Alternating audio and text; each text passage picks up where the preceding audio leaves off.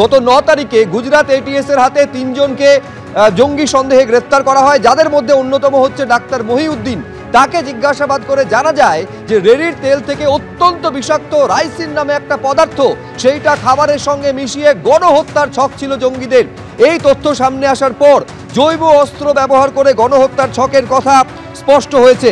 প্রশ্ন উঠছে যে 3 জনকে গ্রেফতার করা হয়েছিল তারা আইএসকেপি অর্থাৎ ইসলামিক স্টেট খোরাসান প্রভিন্সের সদস্য।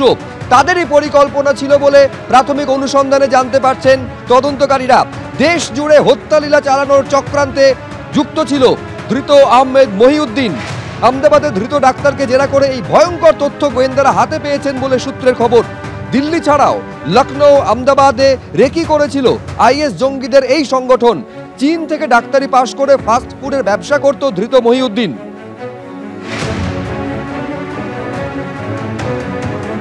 এইখানে প্রশ্ন উঠছে, এই যে আহমেদ মহিউদ্দিন চীন থেকে এমবিবিএস পাশ করেছিল, কিন্তু ভারতে আসার পর সে ডাক্তারি পেশার সঙ্গে না গিয়ে ফাস্ট ফুডের ব্যবসা করত।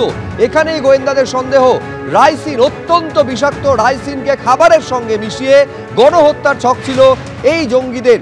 এই জঙ্গি আইএসআইএস এর এই সংগঠন, যেটা আইএসকেপি নামে পরিচিত, অর্থাৎ ইসলামিক স্টেট খোরাসান প্রভিন্স।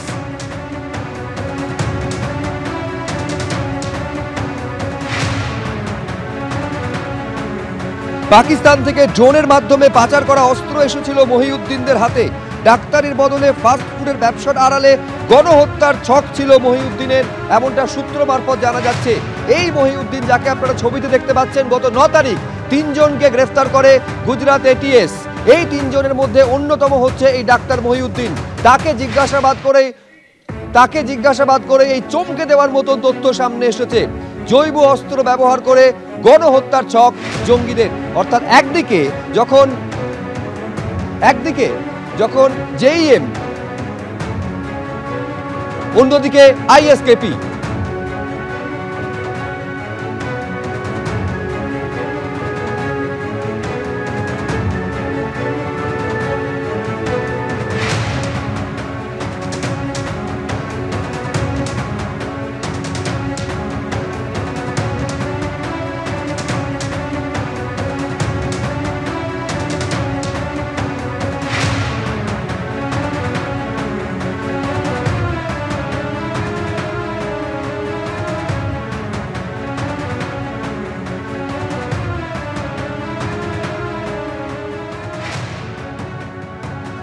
দিল্লিতে যে ভয়াবহ বিস্ফোরণের ঘটনা ঘটেছে, যে ঘটনা ইতিমধ্যে 12 জনের প্রাণ কেড়ে নিয়েছে, সেখানে এইবার গোয়েন্দাদের নজরে ফরিদাবাদের আল ফালাহ বিশ্ববিদ্যালয়।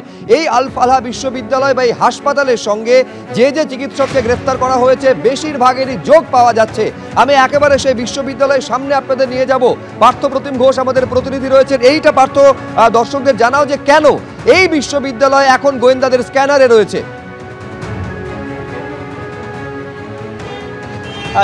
দেখো, আমরা বর্তমানে রয়েছি ফরিদাবাদে সেই আল ফালাহ ইউনিভার্সিটিতে। একেবারেই আল ফালাহ ইউনিভার্সিটির সামনে দাঁড়িয়ে রয়েছি।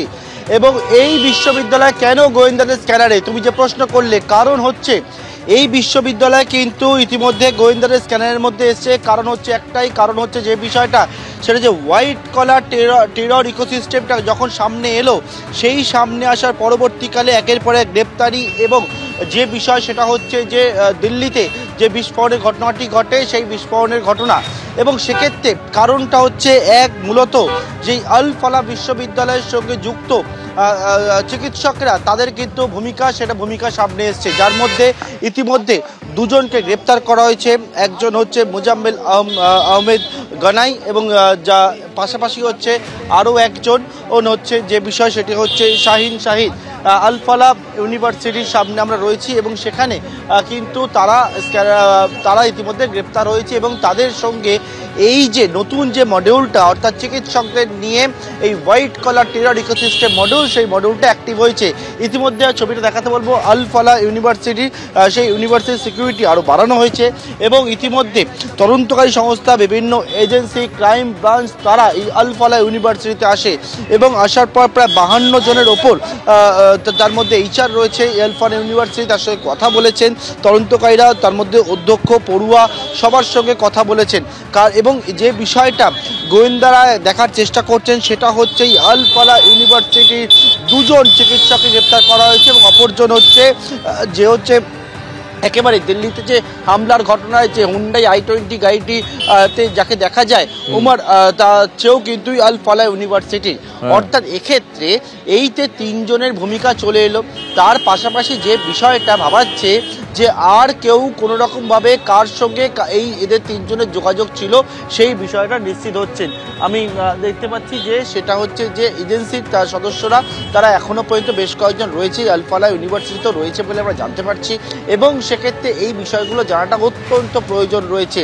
কাদের কাদের সঙ্গে উমরের যোগাযোগ ছিল, কাদের কাদের সঙ্গে শাহিনের যোগাযোগ ছিল, কাদের কাদের সঙ্গে মোজাম্মেল যাকে গ্রেপ্তার করা হয়েছে তার যোগাযোগ ছিল, এইগুলো জানাটা অত্যন্ত প্রয়োজন এবং সেই কারণে ফরিদাবাদের এই আল ফালাহ ইউনিভার্সিটি একেবারে আল ফালাহ ইউনিভার্সিটি এই মুহূর্তে স্ক্যানারে রয়েছে।